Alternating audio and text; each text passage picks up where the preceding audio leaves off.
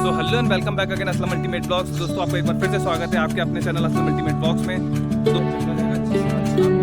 अच्छा तो भाई देख रहे हैं आप, मतलब मैं कसम से कह रहा हूँ कब्रिस्तान में हूँ, झूठ नहीं बोलूँगा कि दिल एक तरीके से रो।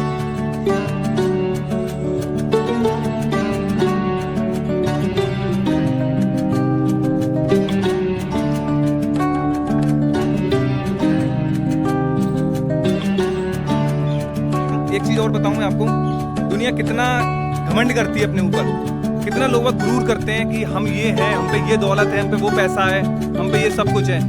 भाई सच बता रहा हूँ, इतने बड़े कब्रिस्तान में कोई पता नहीं है कौन पैसे वाला है, कौन गरीब है, कौन अमीर है, कौन क्या है, किसी का कोई पता नहीं है।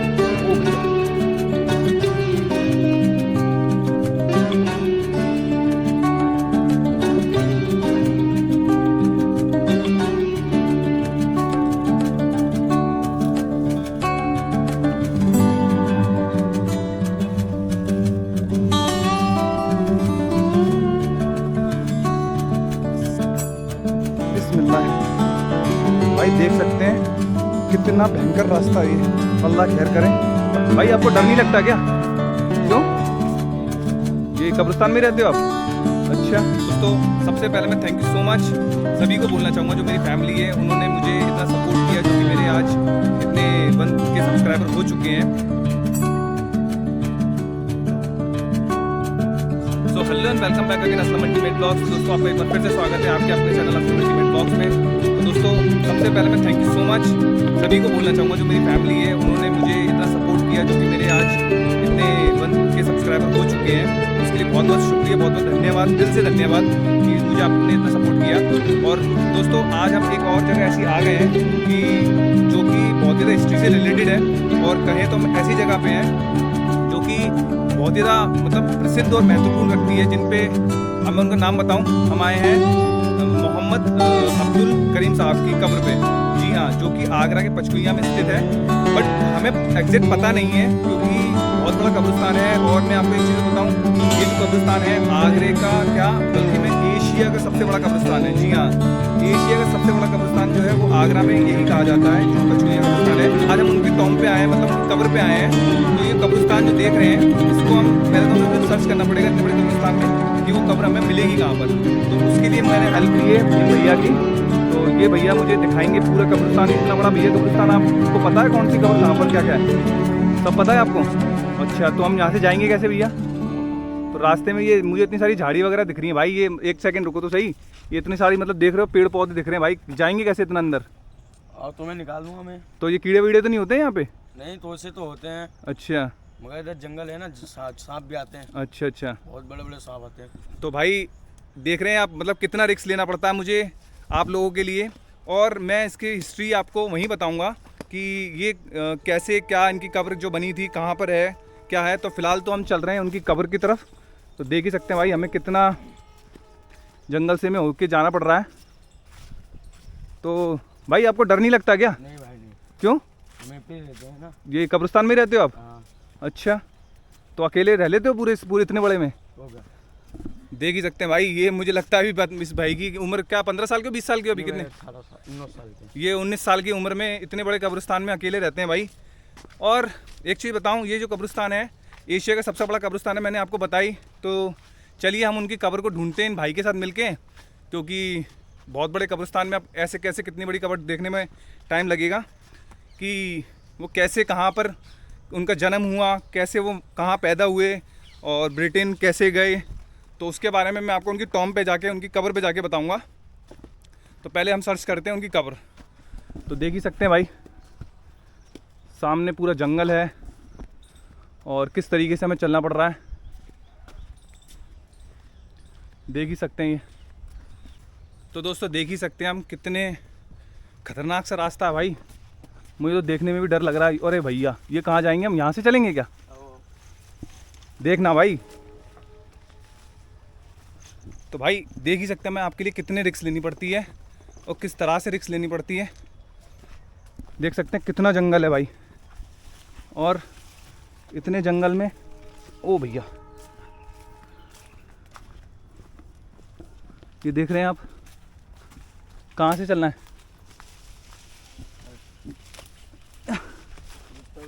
रास्ता बंद है इधर से? आ जाओ देख लो, नहीं तो पीछे से चलते हैं। यहाँ से कहाँ से जाएंगे फिर? कहाँ पर? भाई मुझे तो सही बताऊँ, मुझे तो डर लग रहा है कि कहाँ की तरफ से जाना है। रुको तो सही, तुम तो चले गए। बिस्मिल्लाह। भाई देख सकते हैं कितना भयंकर रास्ता है ये, अल्लाह खैर करे। भाई मेरे साथ चलो यार।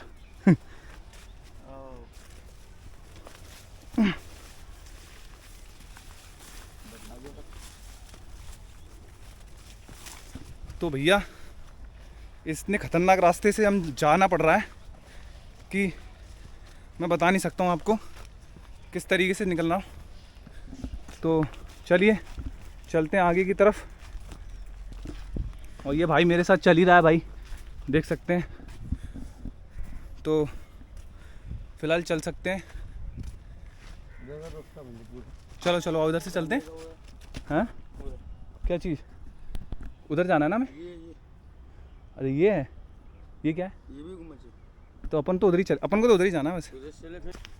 भाई करीबन मैं आपको बताऊं, ये इतना बड़ा है, करीबन 15 मिनट हो चुके हैं मुझे और अभी तक मुझे रास्ता दिखाई नहीं दिया है कि मुझे जाना किधर की तरफ है एक्चुअल में। तो चलिए चलते हैं। और भाई बंदर बहुत सारे हैं, देख ही सकते हैं आप बंदर कितने सारे हैं। तो डर बहुत लग रहा है मुझे, सीरियसली बताऊं। आज इतनी पहली बार मुझे इतना डर लग रहा है कि इतनी सारी जगहों पे मैंने विज़िट किया है, बट आज मैं इनकी कब्र पे और इनके मकबरे पे जाने के लिए मुझे बहुत डर लग रहा है। तो देखते हैं भाई कहाँ से चलेंगे अब। ये इधर से निकल के ये आ गई रोड पे। तो फ़िलहाल इतने जंगल के अंदर से आने के बाद भाई हम आ चुके हैं रोड पे और देख ही सकते हैं पूरा जंगल ही जंगल है भाई, पूरा।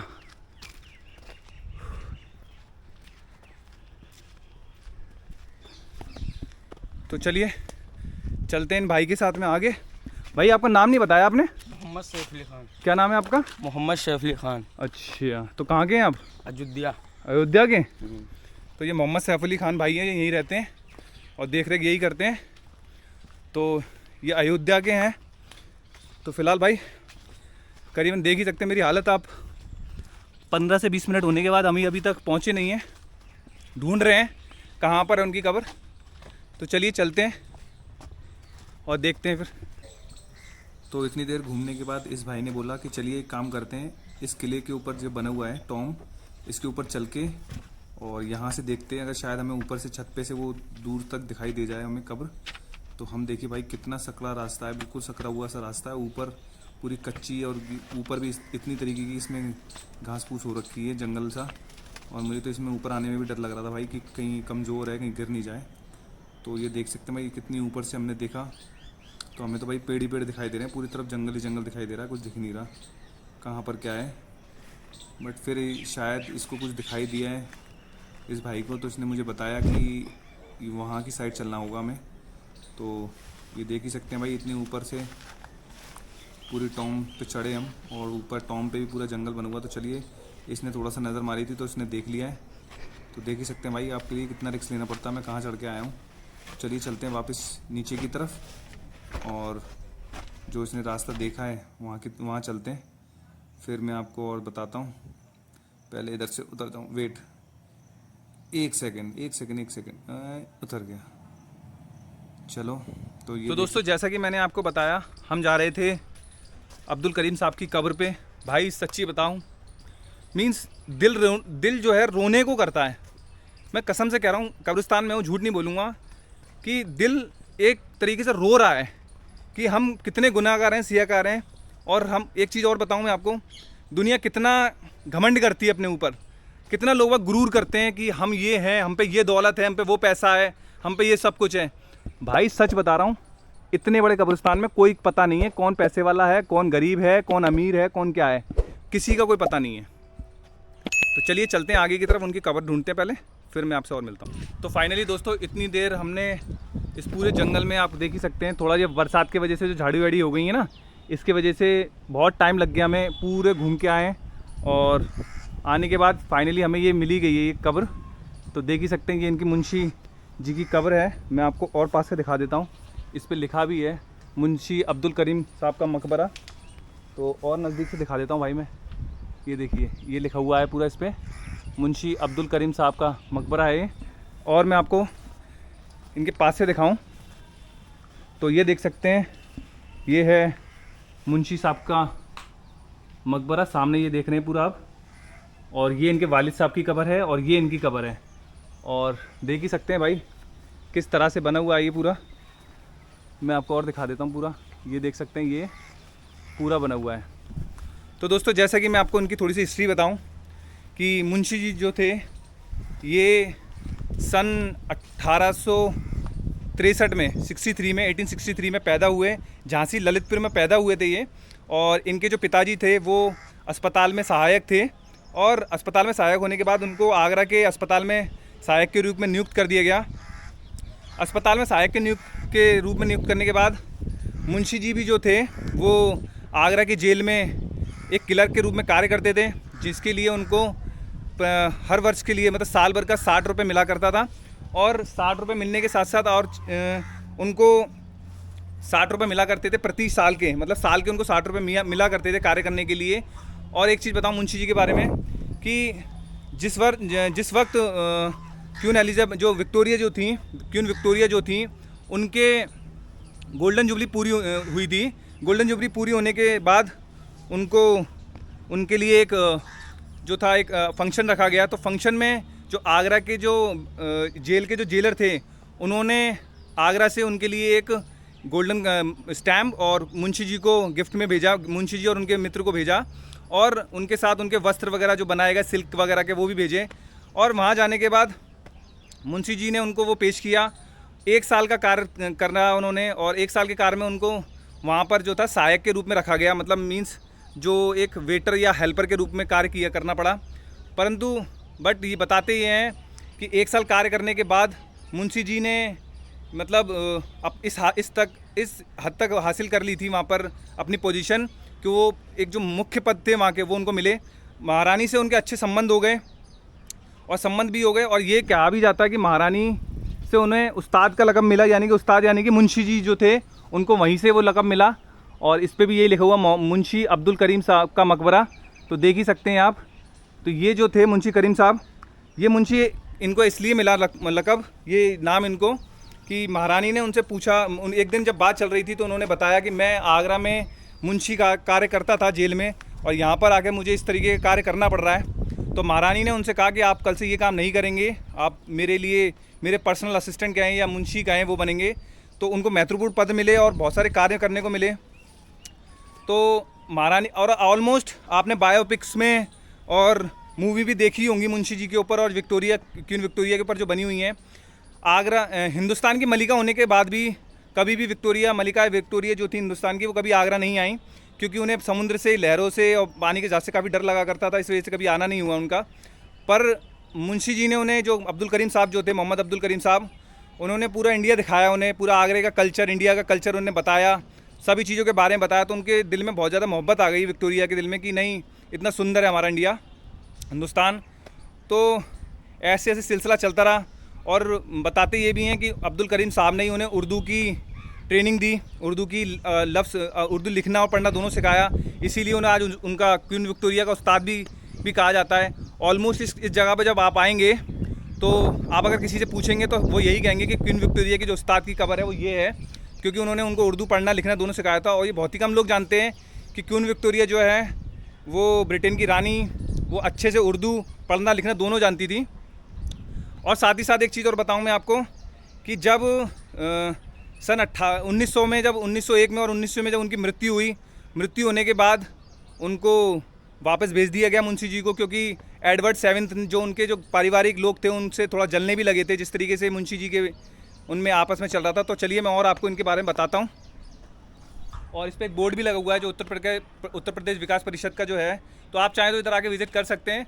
तो कैसी लगी वीडियो भाई, प्लीज़ कमेंट सेक्शन में ज़रूर बताइएगा, अपने कमेंट ज़रूर दीजिए ताकि मैं और मोटिवेट हूँ। तो जैसा कि इस पर एक बोर्ड लगा हुआ है, उस पर लिखा ही है उत्तर प्रदेश का एक बोर्ड लगा हुआ है। बहुत ही कम लोग आते हैं भाई यहाँ पर इस कवर पे, क्योंकि ये देख ही सकते हैं, ये मुंशी जी की कवर बनी हुई है पूरी, सामने ये देख रहे हैं, ठीक है। और मैं आपको इनके बारे में बता रहा था कि बताते ये भी हैं कि क्वीन विक्टोरिया ने इन्हें हिंदुस्तान में करीबन आगरा में 300 एकड़ की जगह भी दी थी, क्योंकि उनको पता था कि जब उनके देहांत के बाद मुंशी जी का किस तरीके से मतलब उनके साथ व्यवहार होगा, क्योंकि उनके पारिवारिक लोग ही उनके दुश्मन बन चुके थे। तो इसी के साथ ये आज हम आए हुए थे, पूरा आपको दिखाया मैंने पूरा वीडियो में, तो देख ही सकते हैं भाई। ये है मुंशी जी की पूरी कब्र, और पूरे आज बहुत ही कम लोग होंगे, जो शायद ही ऐसा हो सकता है कि कोई ऐसा वीडियो होगा जो यूट्यूबर होगा वो इस जगह पर आया होगा। तो मेरे पीछे देख ही सकते हैं भाई, और सर्च करके ज़रूर देखिएगा आप कि कौन थे मुंशी अब्दुल करीम साहब। उनके बारे में बायोपिक भी है, मूवीज़ भी हैं, बहुत बड़ी बड़ी मूवीज़ बनी हुई हैं। और जब मुंशी जी को यहाँ से वहाँ से निकाला गया ब्रिटेन से, तो उनके साथ के जो उनके महारानी के साथ में जो पत्र व्यवहार जो उनके थे और उनके जो फोटोग्राफ्स वगैरह सब जला दिए गए थे। तो ये थी आज की वीडियो, आप देख ही सकते हैं भाई।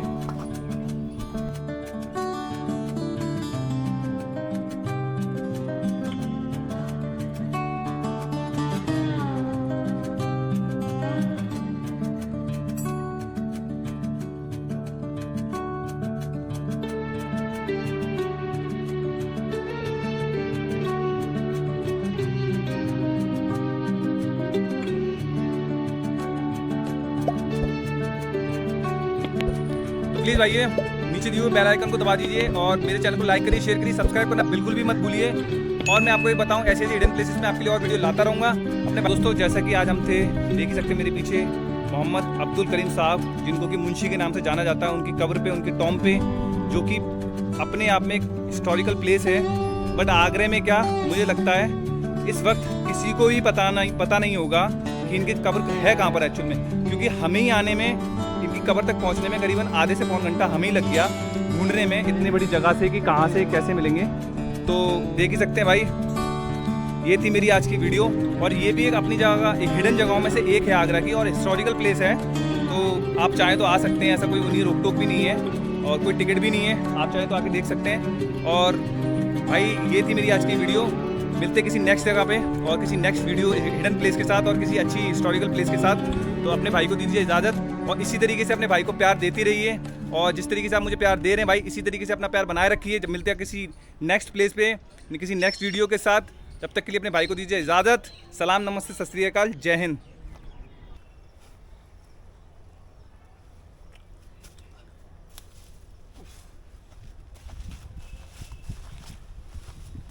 तो दोस्तों, जैसा कि मैं आपको एक बात और बताऊं कि ये जो मेरे साथ भाई है, ये यहीं रहते हैं, और मैं ये चाहूँगा कि इनकी मदद करो, क्योंकि भाई ये लोग इस तरीके से यहाँ पर रहते हैं, इस तरीके से अपना गुजर बसर करते हैं यहाँ पे। तो प्लीज़ भाई उनकी मदद करो। तो भाई आप एक सेकंड इधर आएंगे, क्या नाम बताया आपने अपना? मोहम्मद सैफ अली खान। मोहम्मद सैफ अली खान। तो भाई आप किसी से कुछ कहना चाहेंगे, मतलब किस तरीके की आपको मदद चाहिए, मतलब क्या परेशानी रहती है आपको?